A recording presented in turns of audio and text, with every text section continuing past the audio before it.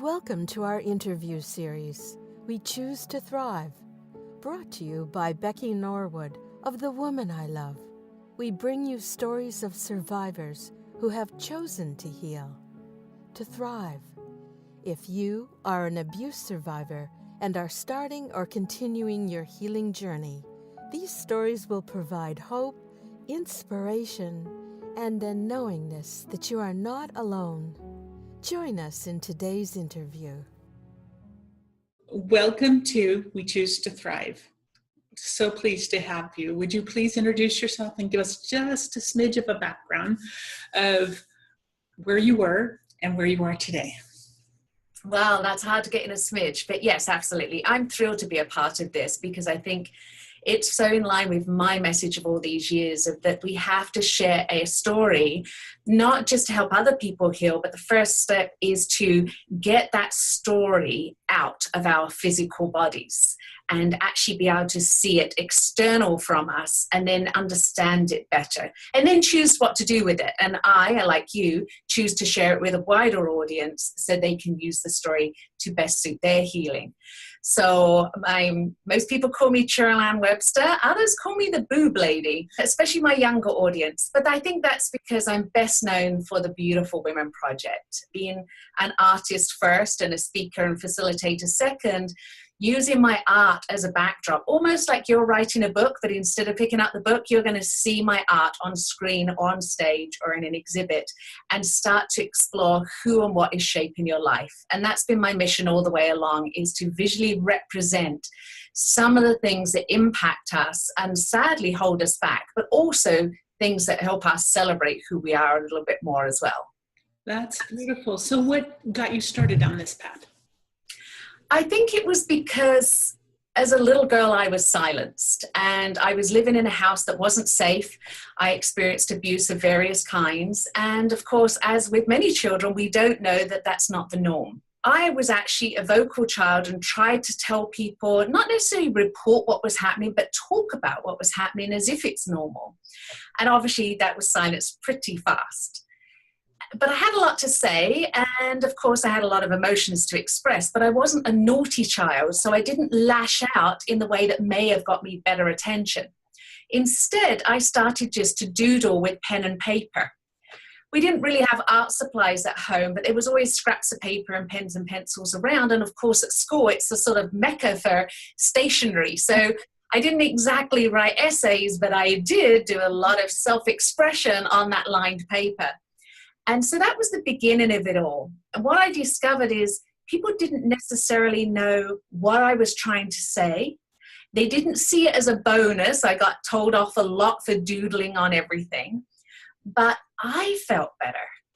And even though I may have scribbled all day and drawn something, and you might not know what I'm saying to you, I've said it. Mm-hmm. So I was no longer silenced. It became my voice for expressing my inner thoughts, feelings, and fears. And so that was where it started. I was not a good artist. I wasn't doing well at art school. In fact, I failed out at high school because I wasn't following a curriculum. So when they wanted me to paint a bouquet of flowers and I'm scribbling scenes that were really expressing pain and hurt, they didn't understand it, didn't really care. I think today maybe I could have been lucky and had a teacher that went, maybe we should bring her in and talk to her. But back then there wasn't. The awareness wasn't there. The awareness wasn't there at that point as far as even what to do and what to look for. Well, and the funny thing is, my abuse didn't cause external bruising, but apparently I was often bruised as a child. So they did call me into the office for that and asked if anybody hit me. And I quite honestly said, no. I'm a princess. I bruise so easily. And so it was interesting to reflect back and go, how come they only asked about the bruising and only asked about hitting?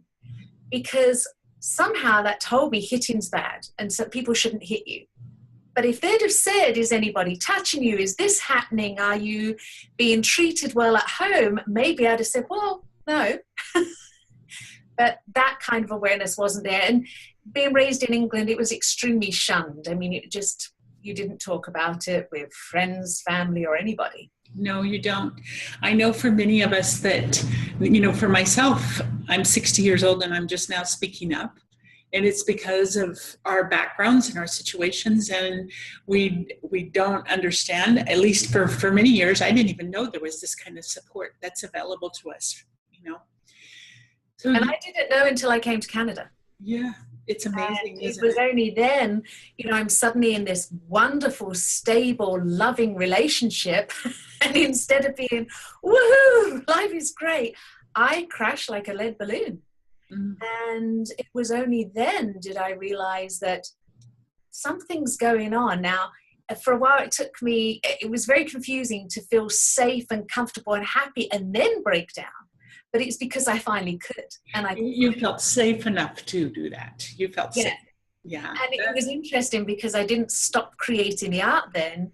In fact, I accelerated it. And so my husband and I built a studio for me. And I think friends and family expected me to make beautiful pottery vases and mugs and plates. And there's me making sculptures of people and titles called Trapped and Healing and these kinds of things. And at first it was a bit of a shock, but of course, as you know, it's excelled since then, really being my visual voice and speaking for others who were silenced. Very, very cool. So in your healing journey and the place that you are now, which is just phenomenal to see what you're doing and how you're giving back to our world, what would you say to somebody that experienced life like as you and I have, that realize that it's time to come out of that?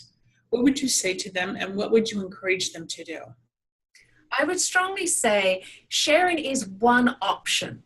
However, it's not always the best option for everybody. But sharing it outside of yourself, keeping it in you is what I felt caused the most damage. So there's ways to take it from inside and bring it out without telling the world, without telling even your closest companion if you don't feel ready and you don't feel that's a safe option all around. Because it does take a long time to understand why we're sharing. Mm-hmm. When I first started to share, I just sort of spit it at people and really leave it with them and not know what they were supposed to do to it. I would feel better, but they would be stuck with it and not knowing what way to go. So it took me a while to learn, how do I share? But I would say anybody at any point in your healing journey, whether you're just beginning at 60 or whether you've been telling people for years, it doesn't really matter, but always explore inwards. What of the effects of what happened to you are still sitting there?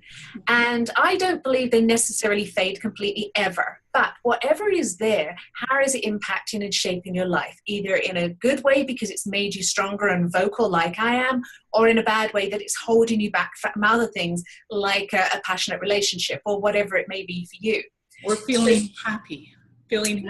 Yeah. Feeling happy or not really knowing why you're feeling the way you are, and something doesn't feel right. Right. So for me, I described it as a void. So taking that void and looking at it. And there are many ways you can do that, but find a safe and secure way that works for you. So test the waters.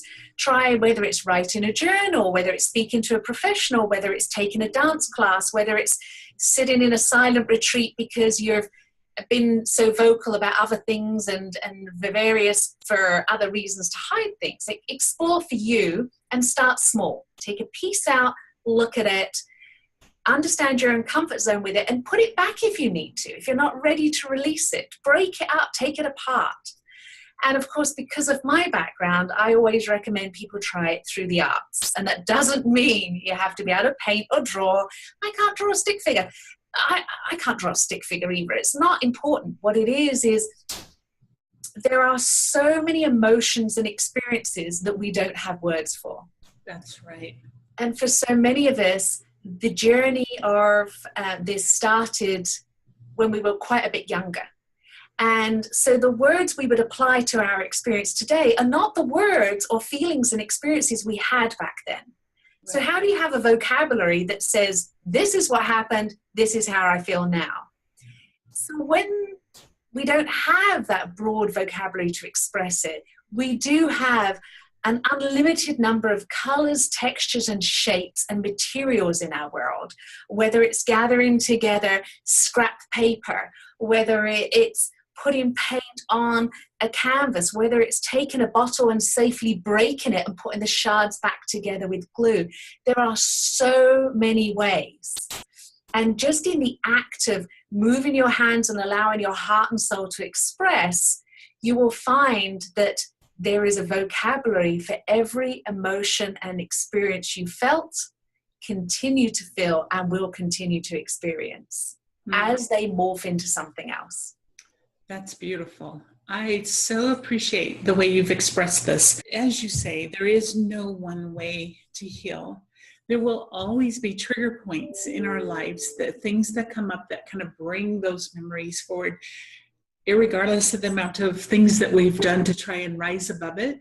And so when we understand, well, we have art, we have poetry, we have song, we have dance, we have writing, we have all these different ways that we can kind of get that expression out of us so that we're not staying in self-destructive tendencies like depressions and all the things that abuse survivors experience. And I think in some cases too, depending on how you've responded to what's happened, I know of a couple of clients of mine that are very outgoing, and there's no silent moment, whereas I was silent. So from my silence, I've become a professional speaker and advocate.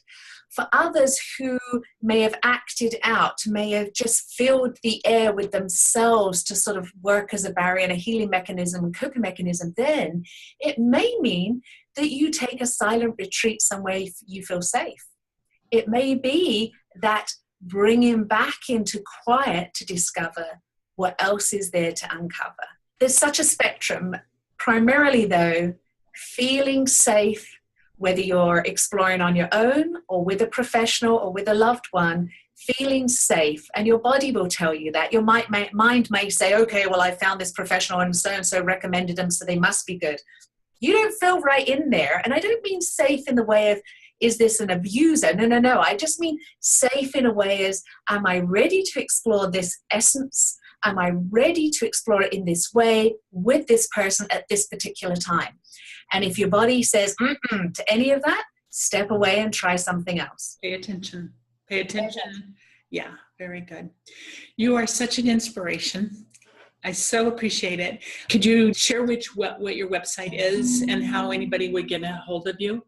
Oh, of course. It's Cheryl-Ann-Webster.com.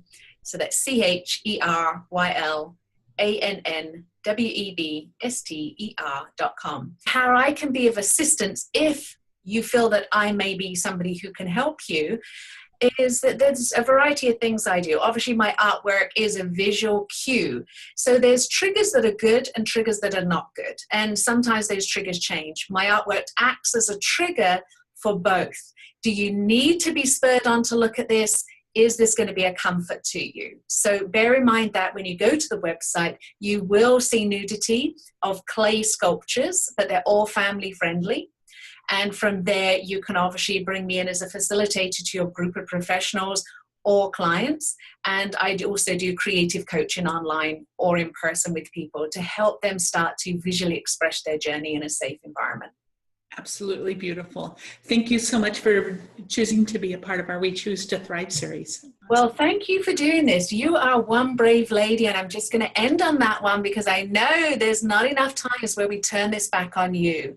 You are a phenomenal woman, and you're filling your time and your heart by interviewing all us and bringing these stories together. And I wish to give you some time for you to honor the fact that not only did you start to share your story at a time you were ready and the time that was perfectly right for you, but you have taken that to a whole new world of using your story as a cornerstone for us to speak up, to speak out.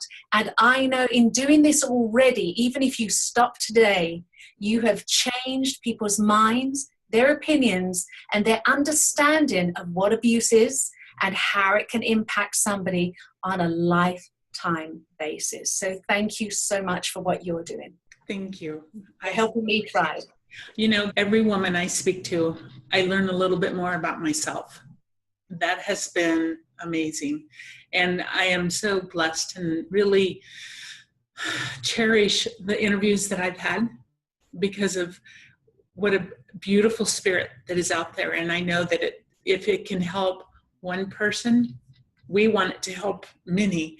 But each of our stories, if it can make one impression on somebody's heart to take the steps they need to heal, that's what we want. So. And you have already done that. So be gentle on yourself.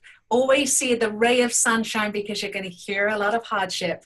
But it's about the thrive, and you've made that very clear to all of us. And we are both examples of there is life after this, and you can truly thrive. So thanks to you. Thank you. Love it. Thank you.